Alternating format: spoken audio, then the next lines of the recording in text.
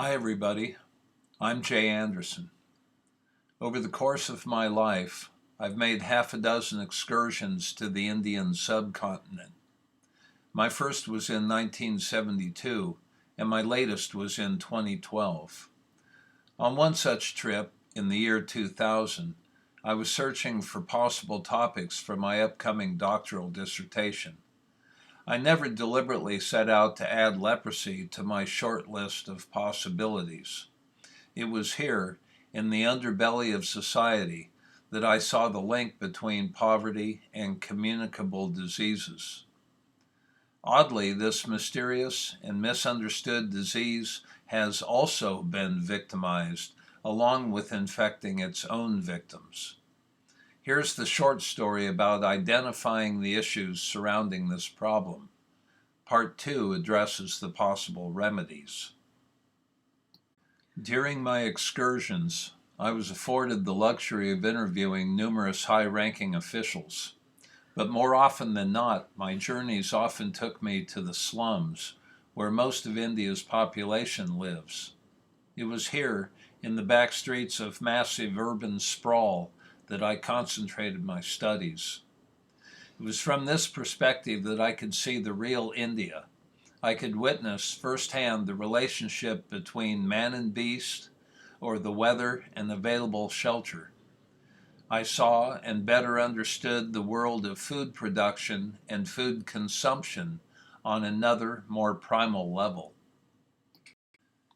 My photos document the makeshift housing where the poor are living in close contact with garbage, rodents, and the like.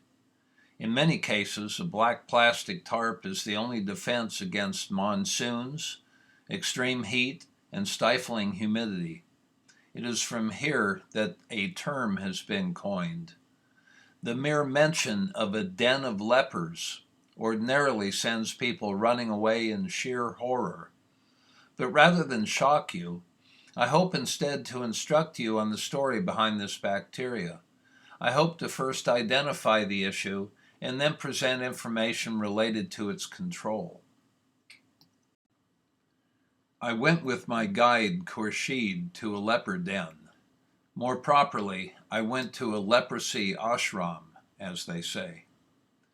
This one, in Old Town Delhi, is a community development in an urban setting. My goal was to make it to the patio, where a few men were sitting and talking. It was my hope that, if I was permitted inside, I might learn more about this socio-cultural situation, above and beyond the disease itself.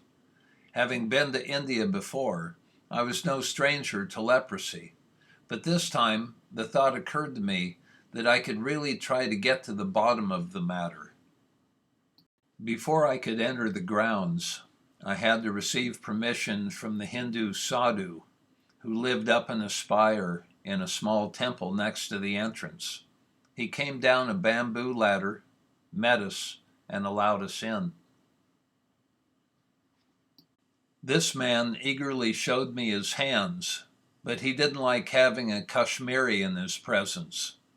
The other men told him to go take a nap, which was a direct rebuke of his conduct.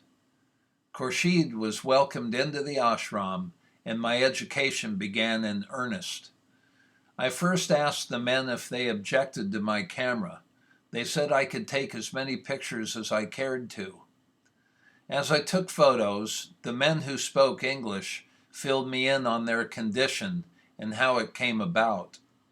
The stories were strikingly similar. Hard-working people caught in a situation where family housing meant very crowded living conditions.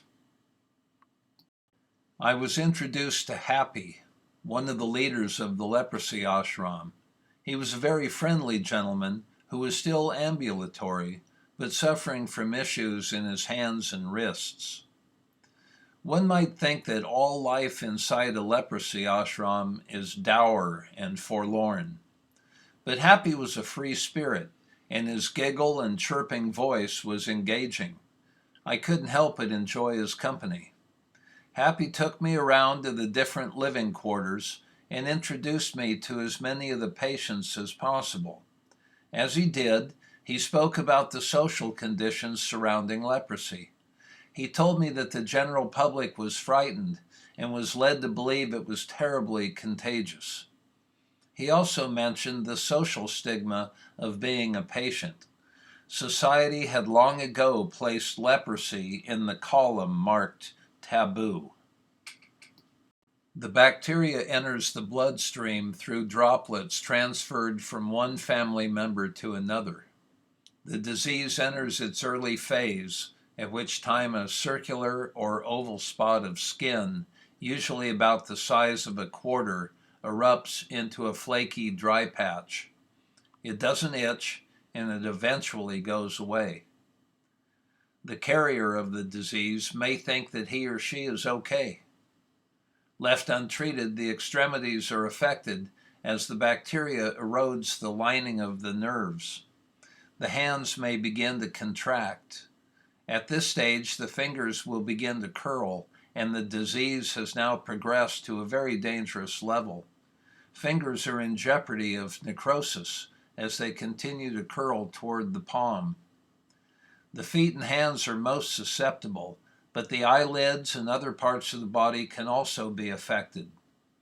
If the bacteria is not stopped, the patient runs the risk of a total breakdown of the body's ability to supply the affected area with nutrients from the bloodstream. Soon thereafter, the body falls into decline and the affected parts require surgery or even amputation. At another hospital across town, I spoke with men either about to enter surgery or having just come out of surgery. The mood was rather glum, as one might suspect. This patient was at the most critical stage. His fingers were in the curled position, and he had already lost toes. It was here in this hospital that I studied the bacteria under a microscope, observed nurses caring for patients, and interviewed the head doctor and nurse. Amidst the sorrow, however, a ray of sunshine can be spotted here and there. Happy showed me a receipt that had been framed and placed in the humble lobby of the leprosy ashram. He told me that it was a receipt for a rather sizable donation the ashram had given to the government agencies overseeing their lives.